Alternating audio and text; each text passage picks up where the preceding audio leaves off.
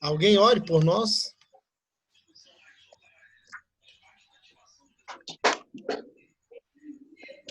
Vou deixar essa para os irmãos mais experientes aí.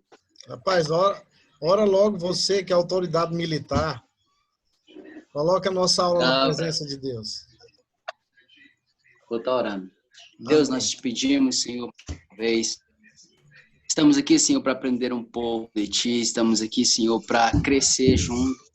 Nós convidamos, Senhor, a presença do Espírito Santo neste momento, a estar, Senhor, abrindo o nosso entendimento para receber aquilo que o Senhor tem para nós nessa noite. Pai, eu te peço uma bênção especial na vida, Senhor, de cada um que está aqui. Tu conheces, Senhor, a dificuldade, Senhor, que nós estamos enfrentando. Tu sabes, Senhor, os tempos em que estamos passando. Eu quero pedir, Senhor, que de uma forma muito especial, o Senhor nos faça, Senhor, de uma forma milagrosa, nos fazer esquecer um pouco desses tempos, um pouco dos nossos problemas e focar, Senhor, no que o Senhor tem para nós aqui nesta aula. Pai, abre o nosso entendimento e nós sabemos que o Senhor pode, sim, estar no controle de tudo, que o Senhor possa conservar a nossa conserva, Senhor, o nosso acreditar que o Senhor tem para nós, que o Senhor vai nos fazer passar esses tempos difíceis, o Senhor vai nos fazer entender e no final nós entenderemos que é um aprendizado necessário para nossas vidas, que o Senhor possa fazer com que essa aula seja grandiosa, poderosa no teu nome, para que o teu nome seja glorificado em nossas vidas. Eu te agradeço, ó Deus, em nome de Jesus. Amém. Amém. Amém. Amém. Meus queridos, até agora a gente só falou da história, da interpretação, a gente falou do método histórico crítico, até agora a gente só viu em condição teórica. A partir de hoje, nós vamos começar, de fato, a entrar na interpretação bíblica. Nós vamos estudar o método histórico-gramatical, a aplicação dele na interpretação da Escritura e os passos que a gente precisa seguir para interpretar os textos da Bíblia. Nós vamos colocar em prática a partir de hoje. Então, de agora em diante, a nossa aula, o nosso empreendimento necessariamente se dará no estudo do método histórico gramatical.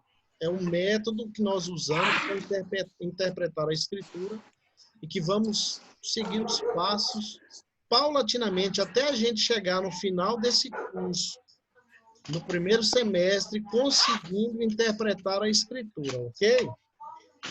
Então, a nossa missão agora é começar a interpretar a Escritura. Os slides que eu disponibilizei são simples e nós vamos falar sobre cada um deles, explicando paulatinamente.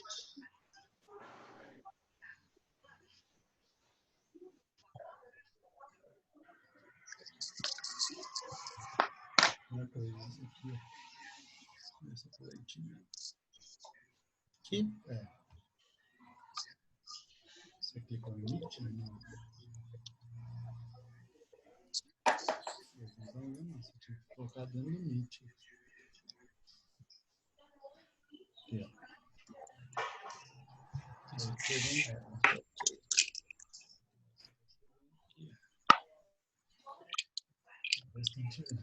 Suporte técnico. Ok. Então, nós vamos estudar o método histórico-gramatical de interpretação bíblica.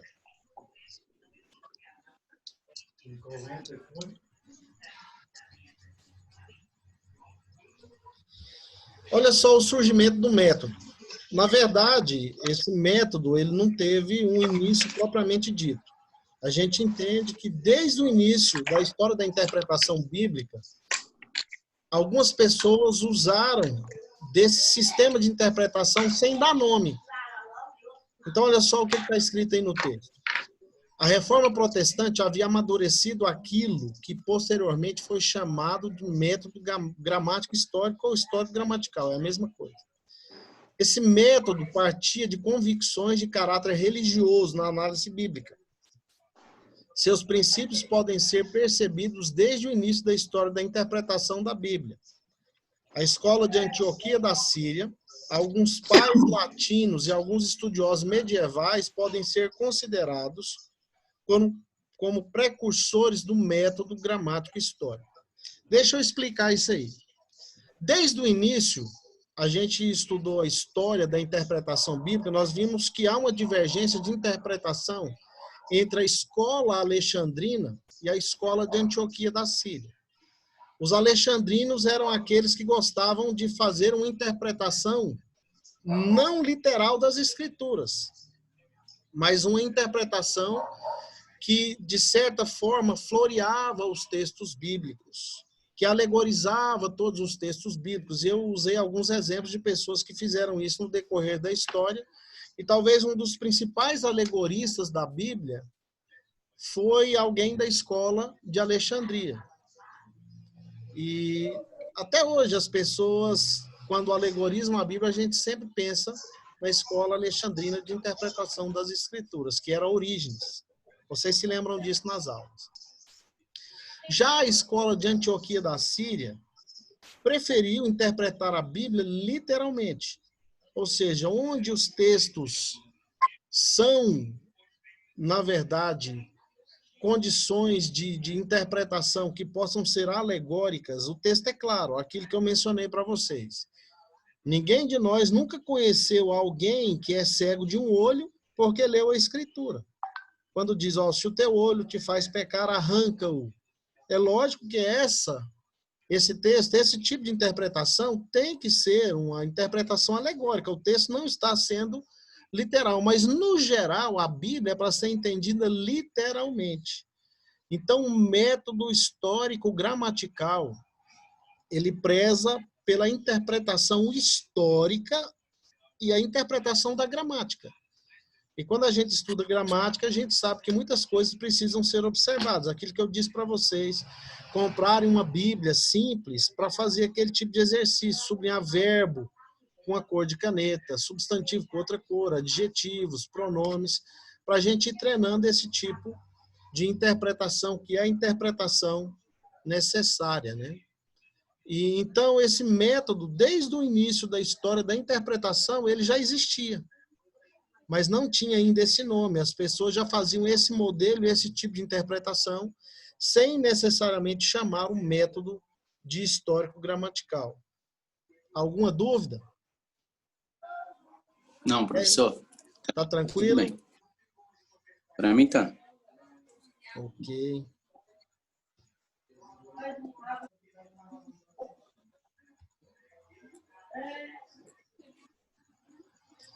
Qual que é o objetivo desse método que a gente vai usar a partir de agora como base de interpretação da escritura? O método histórico-gramatical tem por objetivo achar o significado de um texto sobre a base do que suas palavras expressam em seu sentido simples, à luz do contexto histórico em que foram escritas. A interpretação é executada de acordo com regras gramaticais e semânticas comuns à exegese de qualquer texto literário, baseada na situação do autor e do leitor do seu tempo. Então, é aquilo que eu disse, a gente considera a história, o contexto histórico, o período em que foi escrito, o lugar onde foi escrito, a geografia do lugar onde foi escrito. Respeitamos a condição literária do texto, respeitamos a gramática do texto, a sintaxe do texto, porque necessariamente essa é a intenção dos autores, foi, na verdade, a intenção dos autores bíblicos, comunicar uma mensagem. Então, a gente precisa respeitar a condição gramatical do texto para a gente chegar a uma condição de compreender qual que era a mensagem autoral, a intenção do autor ao escrever uma epístola, por exemplo, o evangelho, por exemplo, ele teve uma intenção e essa intenção deve ser procurada por nós. Antes da gente entender a mensagem para nossos dias, nós temos que entender a mensagem para quando foi escrita. Então, temos que considerar todas essas coisas, analisar as palavras.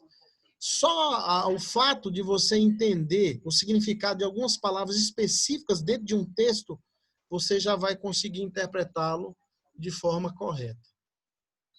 Ok? Ok.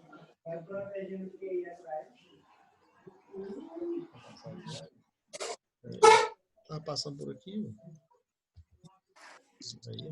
Professor, nós vamos ver um exemplo de um texto aí.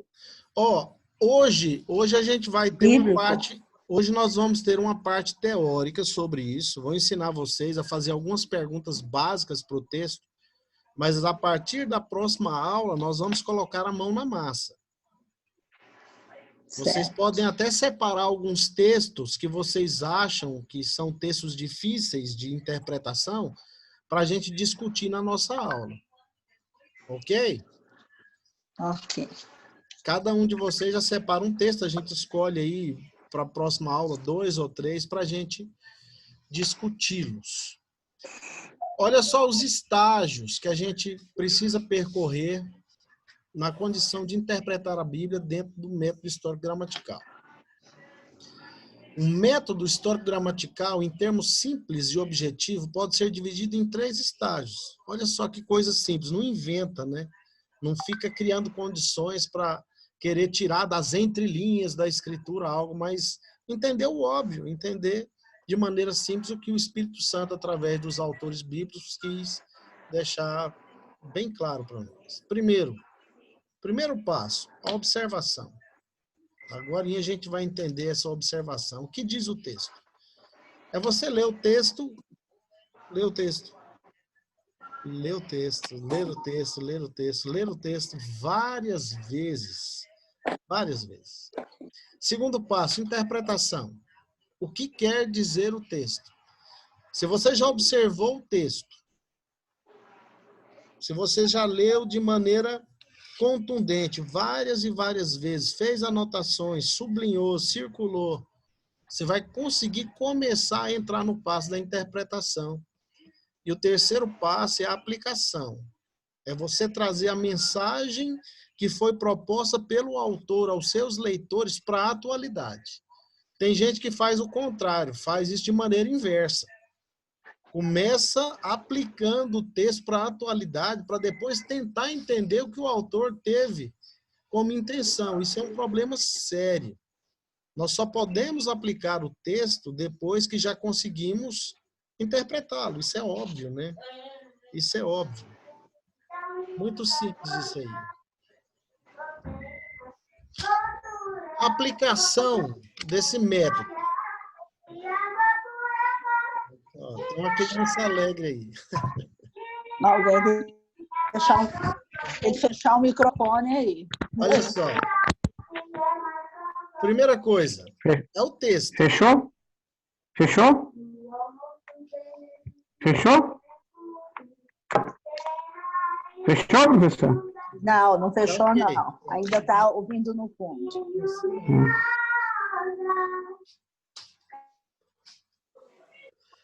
Ok. O texto. O primeiro passo do método histórico-gramatical é o conhecimento e o estabelecimento do texto que será utilizado para estudo. Para este primeiro passo, sugere-se os seguintes procedimentos. Visão geral.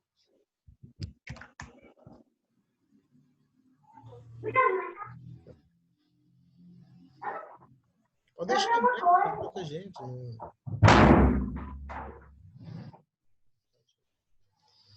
Olha só, a visão geral significa familiarizar-se com as palavras do texto. Todas as palavras do texto. Lendo-as várias vezes, em diferentes versões. Vocês costumam ler a Bíblia em uma só versão? Ou vocês usam mais de uma versão na leitura das Escrituras? Quem usa mais de uma versão, sinaliza aí, por favor. Eu uso até 3, 4 versões, professor. Muito bom. Mais alguém? Sim, professor. A gente faz comparações nas versões. Eu uso, mas é para estudo, né? No dia a dia eu uso só uma Bíblia. Para devocional, necessariamente não precisa ser mais de uma versão. Mas quando você se propõe a interpretar um texto, entender o significado, razoável é que você faça a leitura em várias versões diferentes. E hoje a gente tem muitas versões, né? Então, olha só. Em diferentes versões, significa também se familiarizar com a linha de pensamento do texto. É você deixar o texto falar com você. Não querer falar no texto ou pelo texto, mas deixar o texto, o próprio texto falar. Observando como a narrativa ou a argumentação é desenvolvida. A forma de desenvolver esse passo é através da observação. Como eu havia dito para vocês, lê o texto várias vezes. Várias vezes. Quando eu iniciei no seminário, eu tive uma professora de métodos de estudo bíblico impressionante. Ela fazia a gente ler uma mesma passagem mais de 30 vezes. Tinha aluno que ficava chateado com isso, né? Interessante, quer estudar, quer aprender a Bíblia, mas tem preguiça de ler. Até hoje eu tenho um livrinho. Vou deixar, depois eu mostro.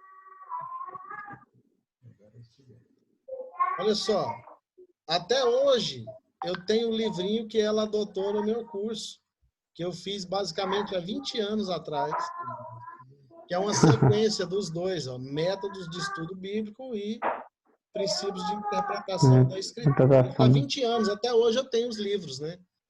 Porque ela colocava a gente para ler repetidas e repetidas vezes a mesma passagem bíblica. E isso faz com que você tenha um entendimento melhor do texto. Você se familiariza com o texto, você começa a compreender algumas coisas. Quando você bate o olho no texto, você percebe coisas que já estão claras na sua mente. Então, a leitura repetitiva do mesmo texto, ela é muito importante. Nós precisamos fazer essa leitura paulatinamente e várias vezes no mesmo texto. Vamos falar especificamente... Oi. Se tiver como todo mundo desligar o áudio, porque está muito alto, não estou conseguindo entender o senhor direito. Vou fazer o seguinte, eu vou desligar o áudio de todo mundo aqui. Aí depois eu vou e libero na hora das perguntas, tá bom? Beleza. Obrigada.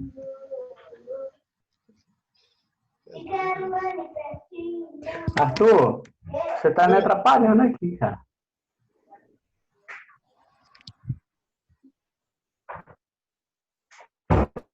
Ó, eu tô aqui apagando os áudios e depois na hora das perguntas eu libero, tá bom? Beleza. Porque senão não... Cláudio, a hora que você estava falando, eu te apaguei. Sem problema, tranquilo. Tá ok. Tranquilo. Então, vamos lá. Vamos voltar ao que interessa.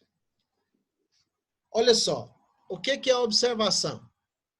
O propósito dela, no estudo de um texto, é saturar-se do conteúdo da passagem. Ficar tão familiarizado quanto possível com tudo que o escritor bíblico está dizendo. Explícita ou implicitamente. É você captar tudo que está no texto. O texto vai ficar tão familiar na sua mente que quando você olhar, você já decorou ele, não porque quis decorar, mas porque fez a leitura repetitiva várias vezes no intuito de entender a verdade que é proposta pelo autor, né? É necessário também aprender a discernir o que é e o que não é importante na passagem em estudo. Quando você está fazendo um estudo, existem algumas coisas no texto que são principais, que são mais importantes, palavras-chave, frases-chave. Algumas coisas precisam ser consideradas nesse quesito e outras não. Algumas coisas são secundárias no texto. E quando você fica preso a frases e questões secundárias, você perde o foco da passagem. A gente vai aprender isso aí direitinho. Sugere-se aqui o uso de algumas questões básicas. O intérprete deve perguntar sobre o texto. Lembra que eu falei sobre isso de maneira bem sucinta? Agora a gente vai entrar nisso aí literalmente. Quem? A primeira pergunta que a gente deve fazer ao texto, quem? Quais são as pessoas envolvidas nesse texto? Você vai ler uma passagem, se ela está falando de alguém ou de algumas coisas, de algumas pessoas, de um determinado grupo, de uma nação, de um personagem individual. Você vai ter que entender isso aí direitinho. Então, essa pergunta, todo texto que você for ler para interpretar, que não seja na sua devocional diária, mas um texto que você vai interpretar, você tem que perguntar quem. Outra pergunta, o quê? O que sucedeu? Que ideias estão envolvidas? Quais os resultados? Está vendo que é algo mais complexo do que uma simples pergunta. Você tem que cavucar do texto, entender mesmo. O quê? O que é isso? O que está acontecendo aqui? O que está envolvido nesse texto? Tem algum resultado? Se tem, qual resultado que é? Onde? Onde esteve lugar? Onde isso aconteceu? Essa história se passa aonde? Isso aí foi dito aonde? Quando? Né? Qual é a localização geográfica desse fato? Alguém escreveu de algum lugar para algum lugar. Por isso que as cartas do Novo Testamento, por exemplo, são endereçadas. Epístola de Paulo aos Efésios, Epístola de Paulo aos Romanos, Epístola de Paulo aos fulanos. E cada uma dessas cartas foi escrita em um determinado lugar. Geralmente a gente tem pistas disso. A gente precisa descobrir. Paulo escreveu Efésios quando estava preso em Roma. Lembra que eu escrevi isso lá no artigo? Então essas perguntas são necessárias para o texto. Quando? Data. É lógico que quando a gente trabalha a condição de data, são datas aproximadas. Nós não sabemos especificamente quando foi escrito, mas são datas aproximadas que a gente entende através dos estudos que fazemos dos textos e do contexto emergente de cada um dos textos que foi escrito. Qual é o fundo histórico? A gente precisa entender sob qual circunstância, o que levou o autor a escrever aquele determinado texto.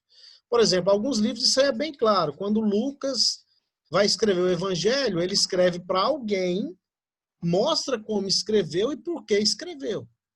Nem todo livro é tão claro como Lucas, nesse quesito, mas você precisa cavucar isso aí para perceber quando. Por quê? Por que isso aconteceu? Qual o propósito? Qual a razão? Tem um motivo. Ele escreveu por um motivo específico, que a gente precisa descobrir. Olha só que a tarefa de usar o método histórico-gramatical não é tão simples, né? Por mais que sejam 3 estágios, observação, interpretação e aplicação, a gente passa por pormenores que são e devem ser considerados, que vão nos dar clareza do texto. Por isso que quando alguém prega expositivamente, depois de ter interpretado o texto, a pregação fica rica e transmite a vontade de Deus, porque o pregador geralmente ele faz uma introdução, ele faz uma proposição, onde ele usa o contexto, em qual circunstância o autor bíblico escreveu, em que data foi, em que cidade estava. Então isso é importante para a gente transmitir o verdadeiro recado. Como? A outra pergunta. Como foi realizado? Com que eficiência? Com que rapidez? Foi rápido? Demorou? Quanto tempo? Por qual método? Ou seja, de que forma? De que forma isso aconteceu? E perguntas que eu considero mais importantes ainda. Outras perguntas que ainda devem ser feitas ao texto. Quem está falando? Isso aí é essencial. Quando você lê um texto, a primeira pergunta, na verdade, que você tem que fazer é quem está falando. Olha só quem fala na Bíblia. Eu escrevi aí Deus, anjos, o diabo, demônios, homens, mulheres, crianças. Na Bíblia até mula fala. Né? Então nós temos que entender quem está falando. Quem está falando? Algumas circunstâncias é Deus falando. Outras circunstâncias são anjos falando. Anjos conversaram com pessoas. Vocês se lembram de ocasiões onde anjos visitaram pessoas e trouxeram um recado, a mensagem de Deus. O diabo fala. Na Bíblia, nós temos diálogo do diabo com Deus quando ele vai inquirir a respeito de Jó. Demônios falam. E eu acho impressionante essa condição de demônio falar, é porque em alguns textos os demônios falam a verdade. Não fica assustado, eu vou explicar. Vocês lembram quando Jesus estava diante de alguns demônios ou de algumas legiões de demônios? Eles se curvavam diante dele e diziam: ó, Filho do Deus Altíssimo. Eles reconheciam a autoridade do Cristo. Algumas vezes são homens falando. Algumas vezes mulheres falando, profetas falando. Isso é muito importante você entender, porque, por exemplo, entender o livro de Jó e fazer uma interpretação correta, eu já disse para vocês na sala de aula que é uma das tarefas mais difíceis. Porque em muitas ocasiões no livro de Jó, quem está falando é homem. Por mais que estejam falando coisas boas, não estão trazendo verdadeiramente o recado de Deus. E algumas vezes palavras de homens no livro de Jó são simples palavras humanas. Então, você fazer esse tipo de pergunta é extremamente importante e necessário para a compreensão do texto. Para quem está falando? A mensagem sempre é dirigida a alguém. Sempre tem um público-alvo. Uma das cartas que a gente não sabe verdadeiramente para quem foi escrita é a carta aos Efésios. Se você ler o artigo que eu escrevi lá, você vai entender isso. Porque os manuscritos mais antigos de Efésios, os documentos mais antigos, não contêm a inscrição em Éfeso. Isso aí surgiu depois do quarto século. Então, muitos acreditam que essa epístola aos Efésios pode ter sido uma epístola que foi perdida e que foi escrita à igreja de Laodiceia. Porque no final da epístola aos Colossenses, Paulo sugere que a epístola que ele escreveu aos Laodicenses fosse lida também em Colossos. E não sei se já percebeu o quanto a mensagem da epístola que temos aos Efésios e a epístola que temos aos Colossenses, o quanto a mensagem é parecida. Então, quando a gente vê no final da epístola aos Colossenses, Paulo pedindo para que ela fosse lida lá na igreja de Laodiceia, e a epístola de Laodiceia fosse lida entre os colossenses, isso faz todo sentido. Mas é uma conjectura, né? Mas saber para quem está falando é meio caminho andado.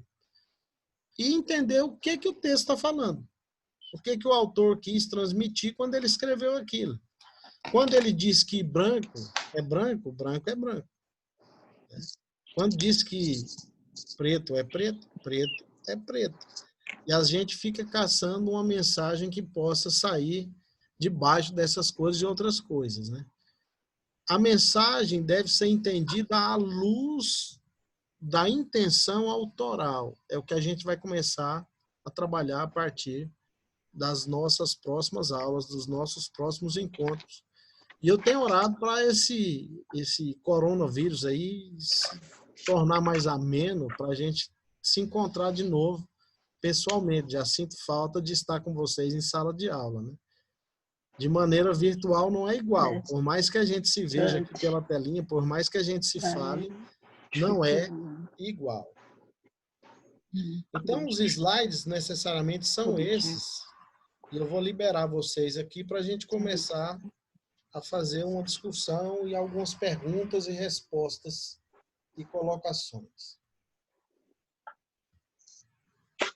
Já estou devolvendo o áudio aí. Não gosto de deixar ninguém mudo e não gosto de calar ninguém.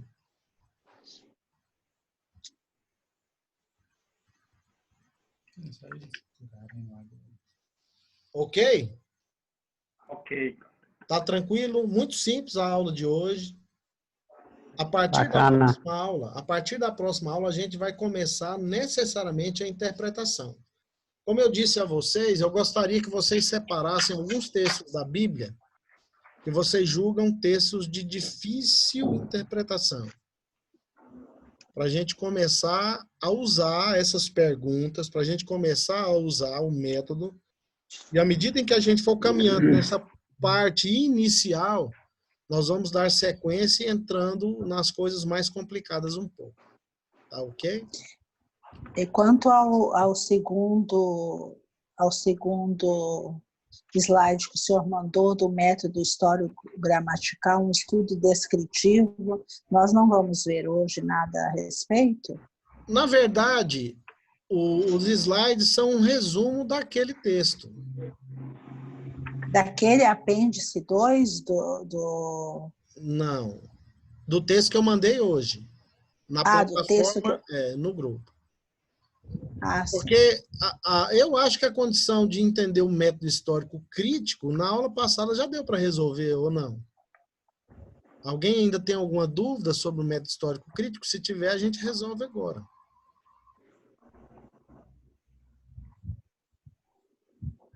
Tá tranquilo? Tá. Pois é, esse texto de 18 páginas, ele é para elucidar a aula passada? Não, a aula de hoje. Ah, tá. Então, o texto, os slides do texto, né? Os É o slides... resumo desse texto, né? Não o resumo dele inteiro. Os slides de hoje são com base no texto que eu mandei hoje. Uhum. E é um resumo da primeira parte só. Nós vamos usar esse texto ainda na próxima aula. Na próxima aula nós vamos mudar só os slides. Vamos continuar com o mesmo texto. A gente vai explorar esse texto do artigo de 18 páginas até o fim, para a gente entender e interpretar corretamente através do método histórico gramatical. Ok? Professor, com base nessa aula de hoje, o senhor acha que há a possibilidade do cara fazer uma mensagem de última hora ali? Por exemplo, você chega numa igreja e de repente o pastor diz, olha, você vai pregar. Ok. Eu acho que sim, Cláudio, porque se você tiver noção de quem está falando, para quem está falando e o que está falando, você consegue abordar, sim, um texto da Escritura. Eu tenho uma ferramenta comigo que eu sempre levo, em qualquer lugar que eu for. Pelo fato de eu ser um pastor, eu sempre levo um sermão pronto. Porque eu sei que sempre alguém vai me dar uma oportunidade ou vai querer que eu fale alguma coisa. Então, eu sempre ando preparado. Que a gente possa Isso é estar sempre verdade. com um sermão debaixo da manga para poder pregar, né? Mas que seja um sermão interpretado e pregado de forma correta. Não fazer como o pastor, que foi ser homenageado na Assembleia Legislativa e pregou que Jesus era músico. Eu disse para vocês que Jesus havia tocado o esquife. Né? Pelo amor de Deus, não vão cometer um erro desse, né? Os alunos do pastor Cleuber agora estão tocando esquife também. Brincadeira. Porque eu já tinha uma experiência, pastor. Eu fui num velório, aliás, 2 velórios.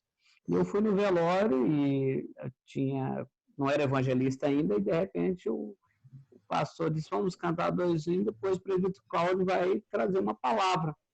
E aí foi no velório, a família do cara era evangélico, só o cara que não era. E aí? Como diz os Faustão, se vira nos 30. Cláudio, A gente não conhecia esse método histórico gramatical, né? mas você vai perceber a partir de agora que a gente tá dando nome a algo que você talvez já fazia, entendeu? Você só vai perceber que você fazia algo sem usar técnicas e você vai começar a usar técnicas para entender que você já fazia um certo tipo de interpretação que era histórico-gramatical.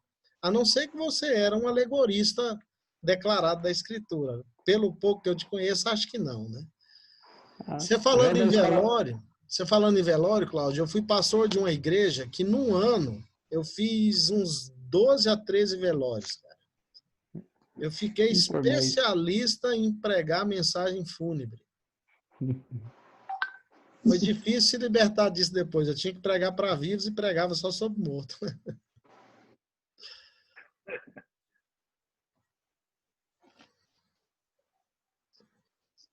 Professor, Luiz aqui. Essa semana aí eu assisti um vídeo, acho que foi no YouTube e tal, minha filha que me mostrou, de um jovem pastor aí, e quando me mostrou, eu identifiquei o histórico crítico lá. Era um pastor falando exatamente isso aí, falando assim que a Bíblia não era toda a palavra de Deus, que a gente tinha que encontrar a palavra de Deus dentro da Bíblia. Tá vendo? É o Victor Azevedo. Ó, tá vendo? Tô até sabendo aí quem é. Então, olha Tá só, geral. aquilo que eu disse para vocês, tem muitas pessoas que usam a nomenclatura de evangélicos, que se passam por evangélicos, crentes verdadeiramente, mas que talvez, por falta de entendimento, usam o método histórico crítico, ou talvez de maneira consciente.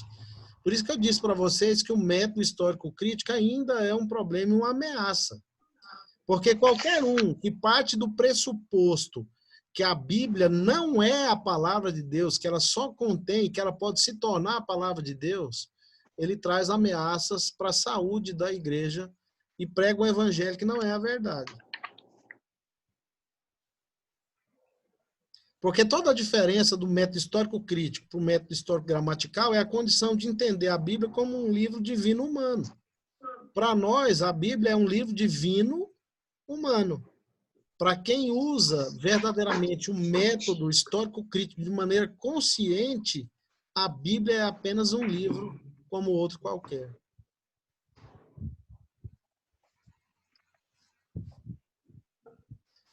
Então, que a gente comece a fazer as nossas leituras bíblicas a título de interpretação com essas perguntas, ok? Quem está falando? Para quem está falando? O que está falando? O que? Quando? Onde? Por quê? Essas perguntas não devem nunca mais sair da mente de vocês quando forem interpretar um texto. Ok? 6 perguntas. Alguém já fazia esse tipo de experiência com o texto? Alguém? Eu sempre leio a Bíblia perguntando para ela. Né? Eu converso com a Bíblia. Eu converso com ela. Eu olho para a Escritura. Não, mas... Sim, professor. A gente, quando vai preparar alguma palavra, a gente já começa a fazer esse tipo de pergunta para a gente poder entender melhor, né? Então, eu converso com a minha Bíblia o tempo inteiro. O que é isso? Me fala, da onde, para onde, por quê? Essa curiosidade aí, eu tenho de olhar no... Eu tenho uma Bíblia aqui de estudo que ela tem no começo do livro, dizendo para quem, aonde foi escrito, quem escreveu e tal. Então, eu já tenho... Eu gosto de olhar por ali. Mas essa de repetir a leitura eu tenho porque eu fiz teatro uma vez, então a gente tinha que ler, reler e reler. E na última vez você lia com a caneta debaixo da língua, que era para poder soltar a língua para falar. Isso, então, para melhorar a dicção, né? Aí eu começo, por exemplo, quando eu dou aula na EBD, eu começo a preparar domingo para o outro domingo. É a semana todinha lendo e relendo, lendo e relendo. E chega um ponto que eu volto de trás para frente lendo. E quando chega no domingo, eu esqueço tudo que eu li. Isso é maravilhoso. E quem é pastor, presidente, ou sempre está no púlpito, se prega constantemente, a mensagem que ele vai pregar no domingo começa quando ele prega a mensagem do domingo. Entendeu? Ele terminou a mensagem de domingo, ele já tem que começar a pegar material, conversar com Deus para preparar, depois da pregação de domingo, a mensagem do outro domingo. Tem gente que prepara a mensagem poucas horas antes do culto. Eu acho isso complicado, né? A gente precisa ter um tempo para pesquisar, para orar, para buscar de Deus. E no dia da mensagem, se Deus quiser mudar a mensagem, é um problema dele. Ele faz isso quando quiser, mas você vai estar preparado e se Deus mudar, pode ter certeza que ele vai te dar a condição de pregar a vontade dele. E se você faz isso aí, que você falou aí, professor, com tempo e tal, a mensagem fala com você antes de falar com as pessoas que você vai... Entendeu? Dá tempo de eu trabalhar a mensagem em você, para depois você passar essa mensagem para frente. Então, porque eu acho o seguinte, Luiz, se você prega uma mensagem que não seja para você, já está errado. A mensagem tem que ser para você, você tem que se incluir no grupo, né? O que eu vou pregar para mim nessa noite? Professor, observando essas perguntas, dá para montar direitinho uma pregação expositiva? Com certeza. Sem sombra de dúvidas. Porque você já vai descobrir quem está falando, para quem está falando, o que está falando. Você já pegou basicamente o cerne da questão. A gente só vai aprimorar isso na hora da nossa interpretação. E vamos lembrar que a nossa disciplina não é de pregação, mas é de interpretação. Então, a nossa disciplina ela vai ser eficiente na hora de preparar os sermões, porque a gente vai interpretar corretamente e, consequentemente, pregar também de maneira correta. E, professor, isso vai dar tempo até o final desse semestre? Dá sim. Esse coronavírus aí, ele veio para atrapalhar um pouco, mas a Igreja do Senhor é vencedora, né? E a gente vai conseguir sim. E uma coisa que a gente tem conversado muito entre os professores é da gente flexibilizar na hora de avaliações. Eu, particularmente, sempre fui tranquilo em relação à avaliação. Eu acho que o aluno tem que ser avaliado, sim, mas eu não tenho que sobrecarregar ninguém. O meu intuito é chegar no final do nosso curso e cada um de vocês conseguir interpretar a Bíblia. Esse é o meu foco, objetivo como professor. Professor, eu queria perguntar um negócio para o senhor, fugindo um pouquinho da aula, que é uma dúvida que eu fiquei. Posso perguntar aí, fora da... Pode sim. É porque o senhor falou lá quando estávamos presentes ainda, acerca daquela palavra que as portas do inferno não prevalecerão contra a igreja.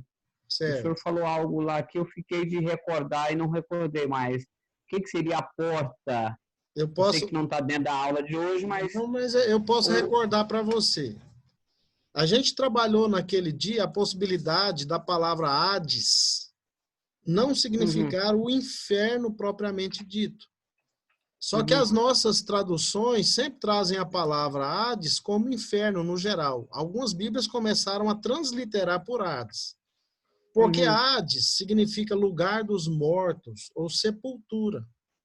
O que o texto está dizendo lá em Mateus 16, a partir do verso 18, é que as portas do Hades, ou as portas do lugar dos mortos, a porta da onde estão os mortos em Cristo, não vão prevalecer contra a igreja no dia da ressurreição. Porque em João capítulo 5, a Bíblia diz que chegará o dia em que os mortos, aqueles que estão no túmulo, ouvirão a minha voz. Jesus dizendo, ou seja, no dia da ressurreição, as portas do Hades vão se abrir e a igreja dos que já morreram vai ressurgir primeiro, antes do arrebatamento. Não é isso que Paulo disse aos Tessalonicenses? As portas do Hades, elas não vão conter a igreja que está lá dentro. Muito bem. E eu copiei aqui. Obrigado, professor. Tá ok. Mais alguma coisa? Alguém quer falar alguma coisa? Vanildo, você não falou nada hoje, menina. Você está aí caladinha.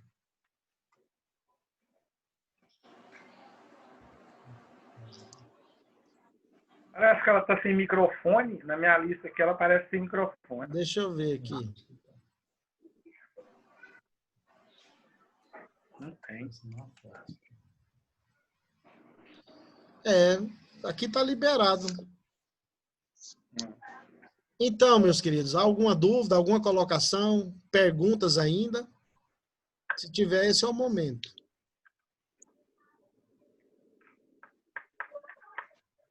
Não, o que eu acho engraçado é assim, porque eu não sei se é do brasileiro aí, né? Mas nós temos muita dificuldade com interpretar textos. Mas não é bíblico, não, qualquer texto, entendeu? A gente vê isso no português. E a interpretação bíblica começa com a interpretação do texto, né? Então, vai além, claro, vai muito além, mas se você não souber nem interpretar um texto, é aquilo que eu disse, a gente precisa conhecer o mínimo do texto, a gente precisa fazer uma boa análise sintática, uma análise morfológica do texto. Tem que ter condição, porque eu já vi muita gente cometer gafe na hora de interpretar a escritura por coisas banais, coisas simples demais, por não saber usar um substantivo, um adjetivo, não saber diferenciar um pronome de um verbo. Aí comete erro que é erro crasso, né? Justamente professor, porque... Oi. Quanto à interpretação, é um texto assim, Mateus 23, 23, se eu não me engano, que fala sobre o dízimo. Sim. Essa semana que passou, eu estava vendo uma aula com o professor Reginaldo de teologia sistemática, E o autor do livro, Rodman, Rodman Williams. Isso. Ele traz um enfoque sobre essa questão, porque o Novo Testamento, a única alusão a dízimo é essa de Jesus, e depois alguma coisa assim, em menor escala dentro do Evangelho. Mas a maior alusão no Novo Testamento é sobre ofertas. Sim. Como é que o senhor vê essa interpretação aí? A gente entende algumas coisas do Novo Testamento que não estão ligadas diretamente a condições do Antigo Testamento. O dízimo era primordial na Antiga Aliança por causa do estilo de religião que se praticava. Por exemplo, tudo no Antigo Testamento se centralizava no templo. A missão de Israel, uma missão que a gente chama isso dentro da missiologia de missão centrípeta. Uma missão de fora para dentro. A missão de Israel era atrair as nações. Deus constituiu Israel como o povo escolhido, o povo eleito, para ele atrair as nações. E a figura maior da religião de Israel não era a lei, era o templo. Então, no reinado de Salomão, por exemplo, a religião de Israel funcionou de vento em popa. A gente percebe que as nações, elas vinham para Jerusalém. As nações vinham para Israel para ver as grandezas de Deus. E o templo era uma dessas grandezas. Então, qual que era a função do dízimo? Manter a casa do tesouro. Senhor. Então, na casa do tesouro, na casa do Senhor. Então, hoje, a visão da igreja que foi proposta por Jesus não é centrípeta, é centrífuga. É de dentro para fora. Jesus disse, ide, fazei discípulos. Então, a nossa missão é o oposto da missão do povo de Israel. A nossa missão é ir às nações. Então, verdadeiramente, o que nós fazemos hoje é aplicar o dízimo na mesma condição que era aplicada na Antiga Aliança. Então, por que as ofertas no Novo Testamento são proeminentes e não o dízimo? É porque o Evangelho chegou aos gentios. E os gentios verdadeiramente não estavam e nunca estiveram sob lei. Então, eles foram evangelizados num contexto fora da lei. Fora da lei de Moisés, fora dos princípios mosaicos. Então, o Novo Testamento não fala e não se restringe à condição de falar de dízimo por causa disso. Mas não quer dizer que não haja necessidade de dízimo. Você está conseguindo entender? Eu só disse que o foco mudou. A casa do tesouro hoje não é mais o templo de alvenaria, são as pessoas. Então, o dinheiro que é aplicado hoje na igreja, ele tem que ser bem administrado, ele tinha que ser administrado de forma em que as pessoas fossem enviadas para o evangelismo, enviadas para a obra missionária, e o dinheiro ser aplicado de forma diferente. Mas o Novo Testamento não se centraliza em dízimo de forma alguma, justamente por causa disso, a mudança de foco. A missão do Antigo Testamento é uma e a missão do Novo Testamento é outra. Então, o dízimo mudou também a finalidade. Então, essa visão da congregação cristã, que não estipula o dízimo, mas eles ofertam em grande quantidade. É a visão do Novo Testamento. Só que a gente tinha que ser melhor do que eles nas ofertas. A gente tinha que dar dízimo e ofertar ainda, né? É verdade. Então, eles não estão errados. Não está errado. O problema nosso é que a gente quer aplicar conceitos veterotestamentários dentro da realidade do Novo Testamento. A gente vai estudar na nossa condição hermenêutica a continuidade e a descontinuidade da antiga aliança dentro da nova, para a gente perceber que algumas coisas não são necessariamente observadas como lei. E a gente percebe que na igreja de Corinto, Paulo escreve que Deus ama quem dá com alegria. Não adianta dar o dízimo só por medo do tal dos devoradores, né? A gente tem que dizimar e ofertar com alegria. Ok? Ok. Agora, só mudando de assunto, irmã. Só mudando de assunto. Se o povo encara dízimo como lei já não dá, Já não dá, imagina se deixar já não devolve. Se você explicar como eu expliquei, ninguém vai dar mesmo nada. E tem gente que só dá o dízimo, não oferta, né? Mas é isso que eu digo. Qualquer indivíduo que vive qualquer conceito do evangelho por obrigação, ainda não conheceu a Cristo. Qualquer um que devolve o dízimo porque tem medo do devorador, qualquer um que observa algum princípio de medo ou não porque ama verdadeiramente o Senhor, eu acho que não conheceu a Cristo ainda. É verdade. Mais alguma coisa? Tá todo mundo bem? Acho que o povo foi dormir. Foi dormir o pessoal, não foi? Tem alguns que devem estar dormindo. Tá todo mundo quieto. O Jacques estava com a mão no queixo e está dormindo.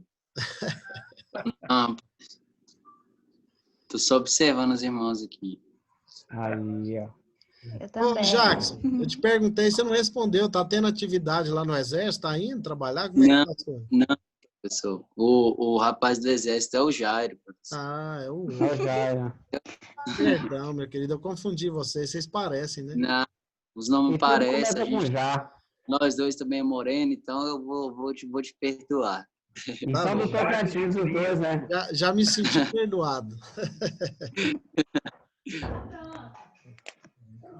Então, meus queridos, nós vamos encerrar a nossa reunião. Espero ter conseguido esclarecer algumas coisas. Rapidinho a gente vai pegando o jeito dessa ferramenta digital, né? Eu sempre fui muito avesso à tecnologia, mas agora não tem como, eu tenho que me render a ela.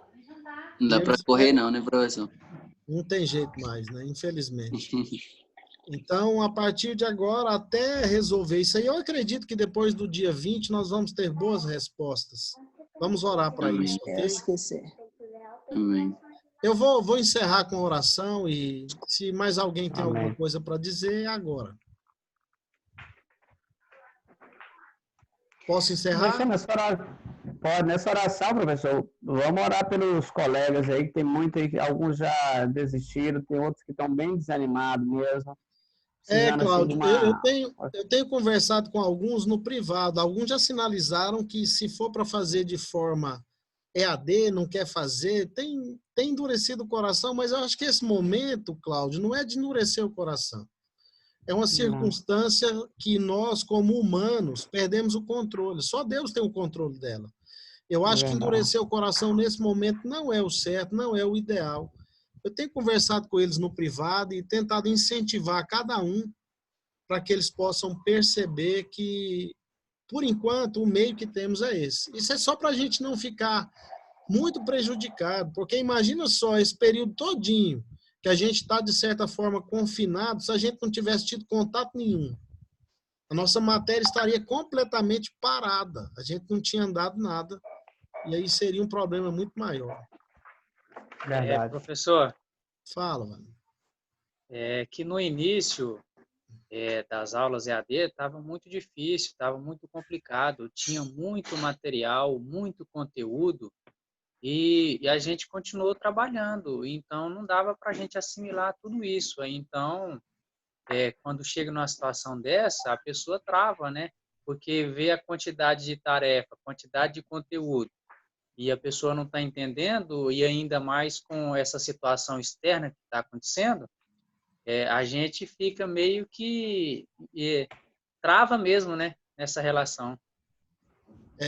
Mas eu particularmente estou esperando as atividades até hoje, não estou com pressa. Eu disse para vocês que eu queria que vocês fizessem uma leitura bem feita.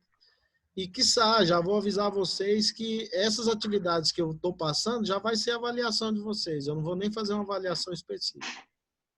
Ah, sim, ok. Não, mas agora melhorou sim, agora está melhor. Até que não está tendo tanto conteúdo para a gente responder no mesmo dia da aula.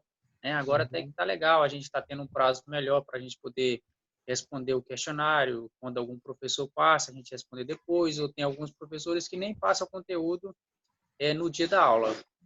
Também, igual o senhor não passou nada para a gente fazer agora e entregar agora, né? E dá para a gente poder... Eu tenho feito o seguinte, eu encerrei as atividades, eu estou passando só material para leitura e fazendo os slides para a gente conversar aqui. E estou postando textos menores. O único texto que eu postei que era grande é o segundo apêndice lá do Entendes o que Lês, mas é um texto necessário. Um texto que você precisa ter ele na cabeceira, sempre ler aquilo lá, para entender direitinho o método histórico gramatical, para nunca usar ele nas suas interpretações nem pregações. Certinho, muito bom. A gente esclareceu bastante, professor. Ali iluminou bastante a nossa mente. Então, no começo também, pastor, foi difícil para a gente. A plataforma, vocês acham que só você estava apanhando da plataforma? Meu Deus do céu, para usar essa plataforma no início, para postar coisas, baixar vídeo, colocar lá, não dava de jeito nenhum. Então, quando vocês começaram a pontuar a dificuldade, eu entendi. No começo estava muito difícil.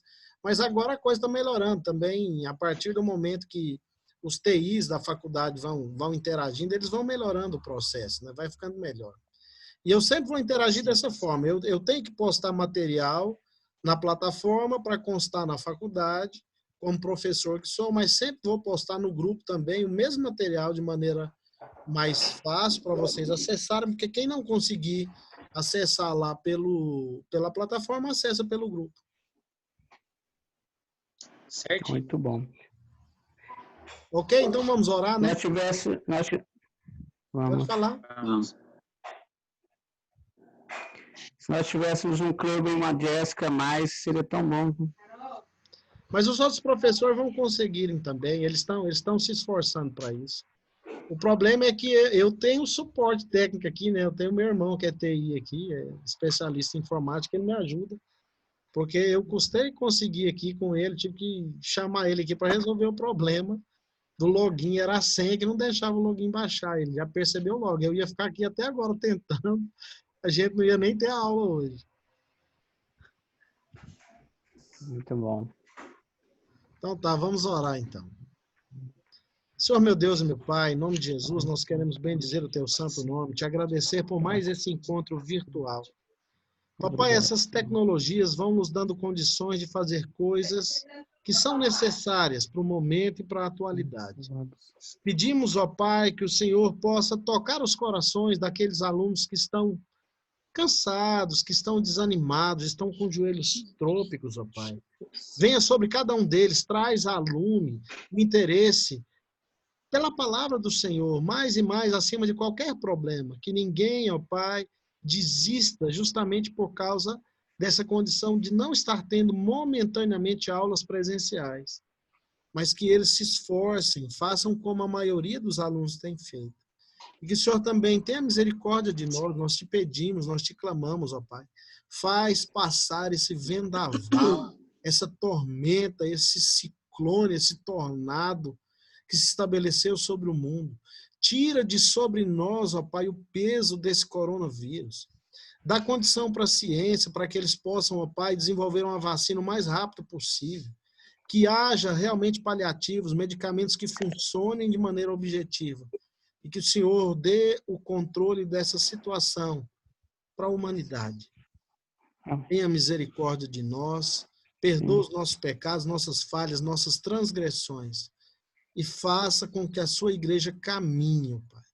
Porque nem a morte, nem o inferno vai poder fechar as portas na cara dela. Então, que esse coronavírus possa passar o mais rápido possível. Em nome de Jesus. Amém. Amém. Amém. Amém, meus queridos. Um abraço, até o nosso próximo encontro. A gente vai se Até falando. a nossa... E a paz do Senhor. Amém. A gente vai se falando pelo Zap, ok? Qualquer dúvida, aciona lá. Amém. Ok, professor. Ok. Vai, senhor. Amém. Até mais. Abençoe todos os colegas.